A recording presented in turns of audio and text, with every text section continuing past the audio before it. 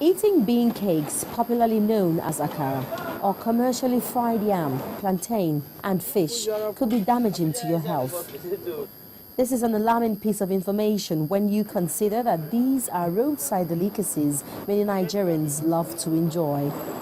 But environment specialists working on a project aimed at mopping up a harmful agent added to oil known as polychlorinated biphenyls, PCBs, say commercial roadside sellers are at risk of being sold cheap oil that lasts longer, but which is highly carcinogenic. If you happen to see transformer oil containing PCB, very, very fine. You just take it like any other, what we call the vegetable oil.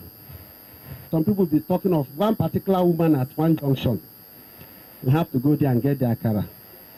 Unknown to the woman, she's using oil which some dubious people may have sold to her.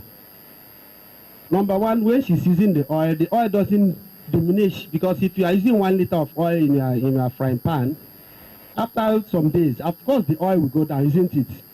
Then you have to add more. But in this case, the oil doesn't go down, so it is a plus to the woman. And people were dying quietly without knowing.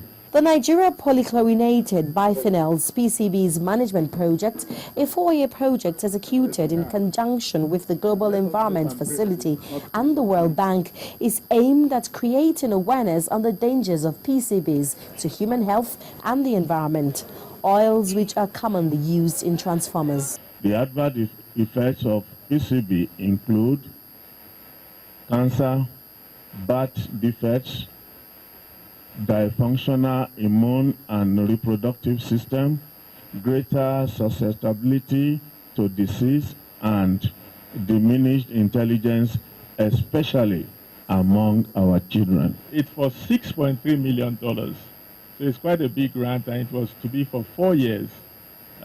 This project started in 2012 and is to terminate in 2015. We have quite a few things that have been done, but we noticed that communication is a big part of the project. The use of PCBs was banned in Western countries as far back as 1979. Since then, Nigeria may not have imported equipment using these agents, but there is need now to mop up the ones already in the country.